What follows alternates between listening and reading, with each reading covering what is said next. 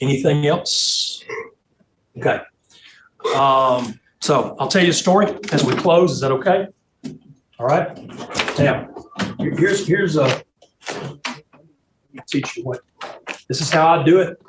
You do it however you want to do it. You know, sometimes you're speaking on a topic or teaching on something, and you need an illustration, and you find a really good story, and then you don't know, is it true? Is it not true? Is it made up? And you're in that dilemma of, I don't know, but this is a great story. So this is the way I handle it. First of all, if I hear a story, I'm gonna go to Snoop I'm gonna check it for, is it real? Is it true or not? And then I've got disclaimers. So I'll say things like, if it's a true story, like the one I told about North Platte, Nebraska, or whatever, I know it's true. You just go into the story. You don't have to do a disclaimer. If there's debate about it, I'll say, this was told as a true story. May or may not have happened. Or this was told as a true story. There's elements of it that are debated. Now, if there's something that I know is not true, I might say this is an urban legend, but it's a great story. Or I might say this is a myth. And everybody knows what a myth is, right? This is a legend. Everybody knows what a legend is, right? May or may not be true. So just because a story doesn't fit historically and is 100% accurate, don't discard it. Think about using some type of qualifying disclaimer. And then you're being honest with people up front. It's the heart of the story that you want to drive home. People remember stories. Jesus told stories. Why? Because that's what people remember. Okay? That's why he used parables. And by the way, the research on attention span is about 7 minutes. So if you're writing a sermon, you need a good illustration or something to bring people back about every 7 minutes. Okay? So in honor of our South African who was here, and because I mentioned Bishop Desmond Tutu, I'm going to tell a story that involves him. Now, there's historical fact in this. There are some elements of it. This was told as truth. There's some elements that are debated, but it's a great story nonetheless. South Africa lived under apartheid for a very long time. If you don't know what that is, that's how the whites ruled. They were the minority. They ruled, and all non-whites were treated horribly.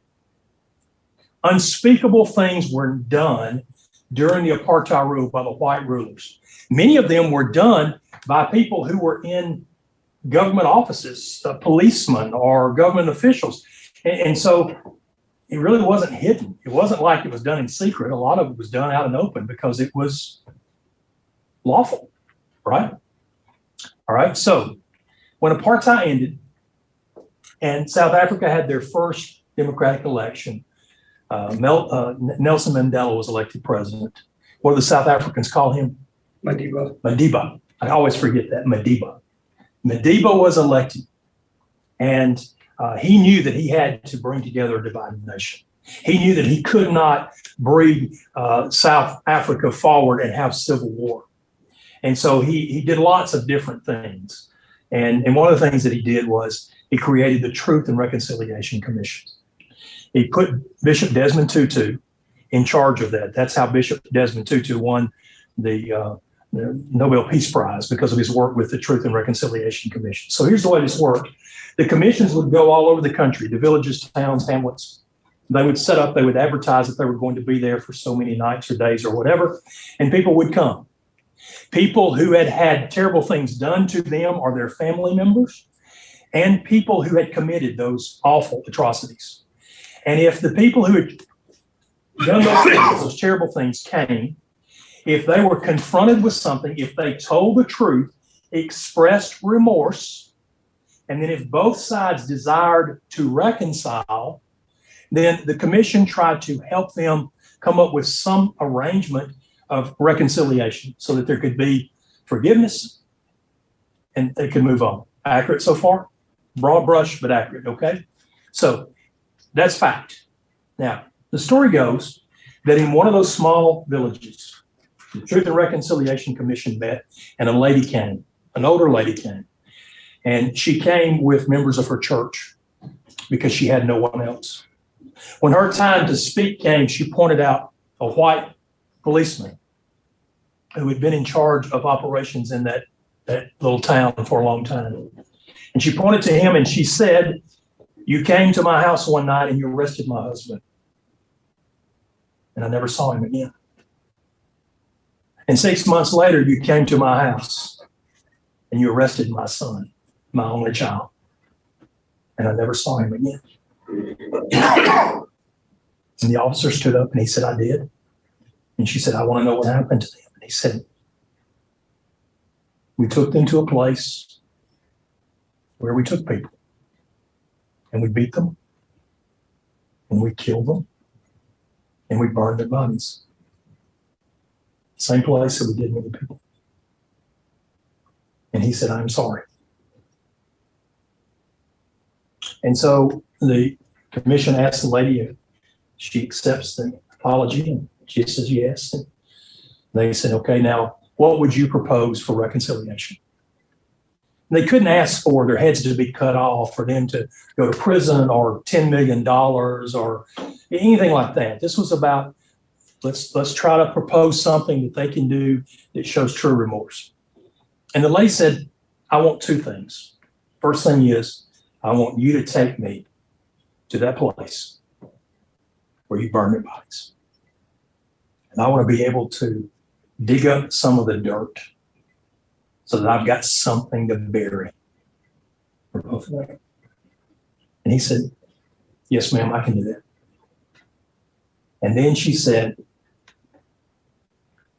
"In our house, Friday nights was our family time. My husband and my son knew that no matter what was going on, Friday night at this time, they were to be at my table. And I would cook a big meal and we would sit at the table and we would eat the food and we would laugh and we would talk about our week. And we would just grow close."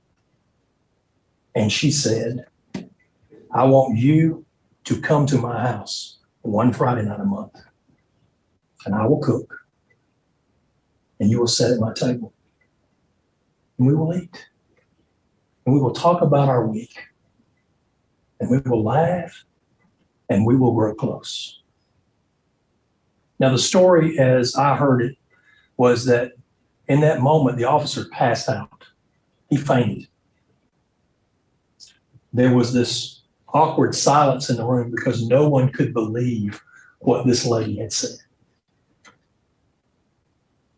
And then her church group who came with her began to sing. "Amazing Grace, how sweet the sound that saved a wretch like me. I once was lost, but now I'm found. Was blind, but now I see." See, our problem is we don't tell people enough about the amazing grace of Jesus.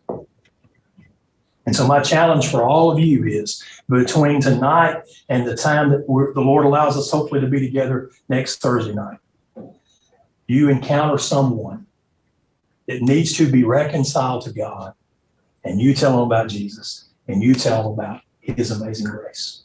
Because it don't matter what they've done. It don't matter where they've been. You know what?